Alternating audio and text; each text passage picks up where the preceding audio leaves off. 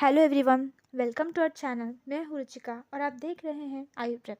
तो चलिए अब हम स्टार्ट करते हैं चरक संहिता सूत्रस्थान का अध्याय नंबर 13, जो कि स्नेह अध्याय है। पिछले वीडियो में हमने देखा कि स्नेह की कितनी प्रकार की योनियाँ होती है, स्नेह के भेद क्या होते हैं, गुण क्या होते हैं, स्नेहपान का काल और विपरीत काल में स्नेहपान से हानि, और कौन से ऋतु में कौन सा अनुपान करना चाहिए। तो अब हमने इन सब के बारे में जाना। तो चलिए अब हम देखते हैं कि स्नेह की कितनी प्रकार की प्रविचारणाएं हैं। तो पहला है ओदन। 5 गुने जल में पकाया हुआ जो चावल होता है उसको हम ओदन कहते हैं। दूसरा है विलेपी। चावल या गेहूँ आदि को दलिया में जल में पकाकर जब वो आधा बच जाए तो उसको हम उतार लेते हैं, तो उसको हम क्या बोलते हैं, विलेपी। रस। रस जैसे कि हम मांस रस को रस बोलते हैं। मांस, पकाया हुआ मांस जो होता है। दूध, दही, यवागु, सूप, शाक, युष। कामलिक।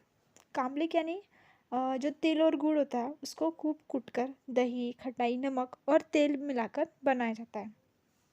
खड़ यानी कि कड़ी, सत्तू, तिलपिष्ट।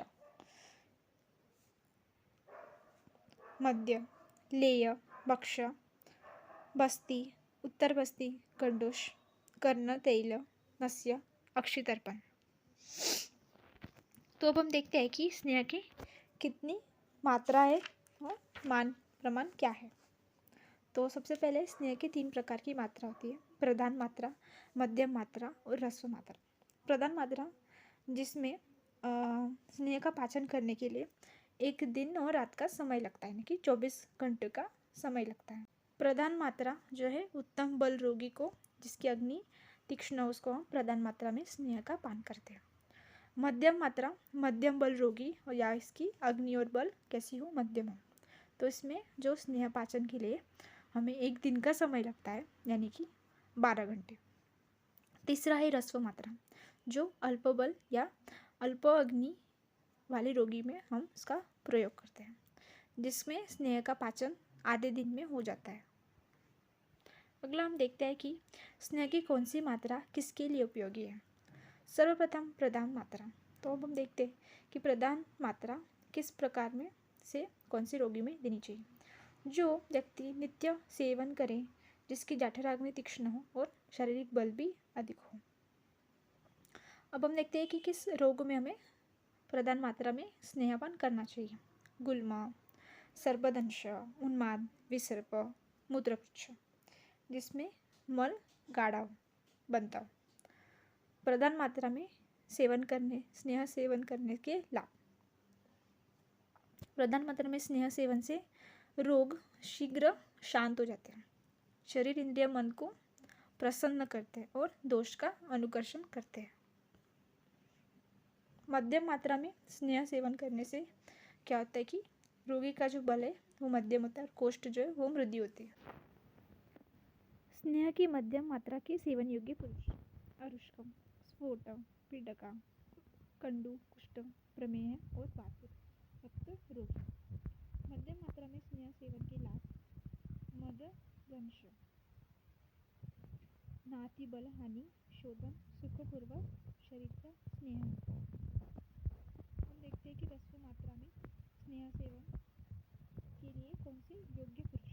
सर्वप्रथम जो जिनकी अग्नि मंद हो, मंदाग्नि, वृद्ध, बालक और सुकुमार। रोग जैसे कि ज्वर, कास और अतिसार, इनमें ह्रस्व मात्रा में स्नेह का पान किया जाता है। और ह्रस्व मात्रा सेवन के लाभ जो है वो शरीर का स्नेहन, दुहन, शुक्रोत्पाद और बल। चतुर्विध स्नेह में कौन किसके लिए हितकारी है, कौन सा स्नेह किसके लिए हितकारी है। सर्वप्रथम हम देखते हैं कि घृत जो है वो वात और पित्त प्रकृति के व्यक्ति में हमें घृत का सेवन करना चाहिए।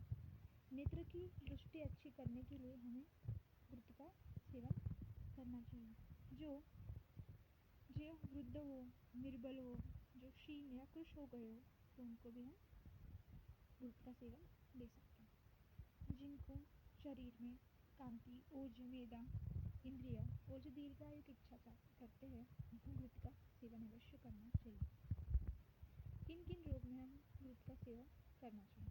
उदक शक्त और किसी भी प्रकार की यदि कोई इंजरी हो, दाहक हो, कृषि हो तो उसमें हमें घृत का सेवन करना चाहिए। हम देखते हैं कि तेल का सेवन किस किस के लिए हितकारी है। जिनके शरीर में कफ और मेद अधिक बढ़ गया तो, या फिर जो बहुत ही मोटे हो, जिनके गले और उदर में इतना मांस अधिक बढ़ गया हो चलते समय हिले, जो वात रोग से ग्रस्त हो और जो क्रूर पुष्टि हो। तो हम देखते हैं कि किन किन रोग में हमें तेल का प्रयोग करना चाहिए, जैसे कि वात व्याधि, उदर कृमि, नाड़ी व्रण।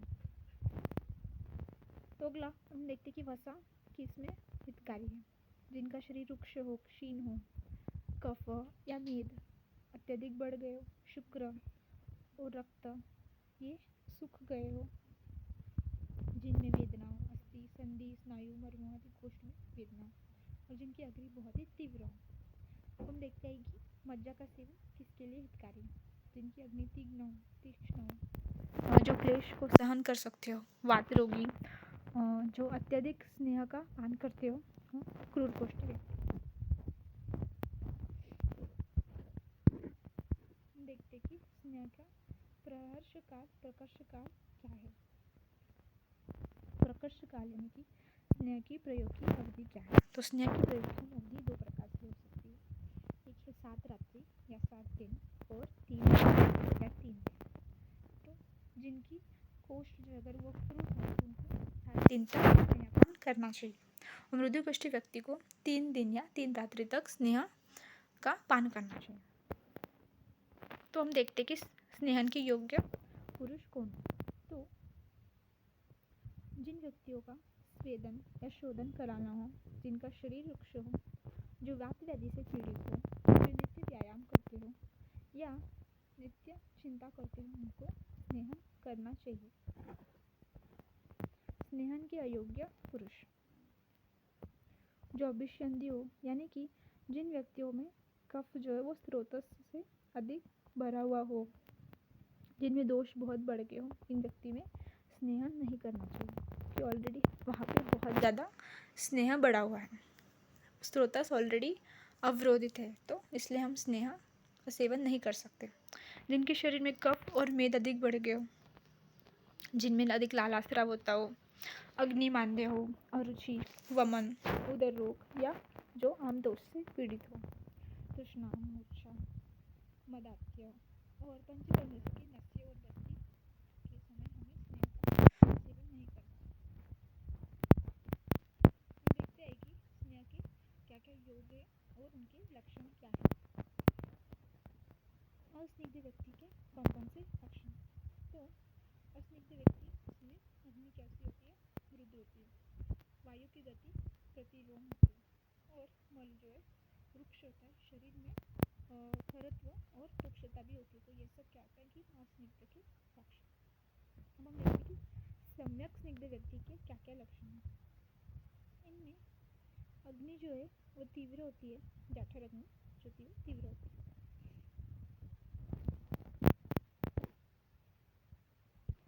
वायु की गति कैसी होती है, अनुलोम।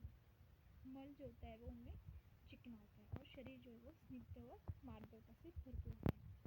अति स्निग्ध व्यक्ति के लक्षण हम देखते हैं कि उनमें अरुचि होती है, जड़ता तथा तांद्र जैसे लक्षण दिखाई देते हैं, और मल का बिना परिपाक से निकलना, जिसको यह पुरुष या विपाकता कहते हैं। इनके में पांडु, जड़ता और तांद्र जैसे लक्षण दिखाई देते हैं। तो आज के लिए बस इतना ही। अगर आपको हमारे नोट्स पसंद आए तो चैनल को लाइक, शेयर और कमेंट करना ना भूलें। अगर आपको हमारे नोट्स पसंद आए तो वो आपको हमारे टेलीग्राम चैनल या इंस्टाग्राम पेज पे मिल सकते हैं, जो कि हमारे कैप्शन में लिंक है। Thank you.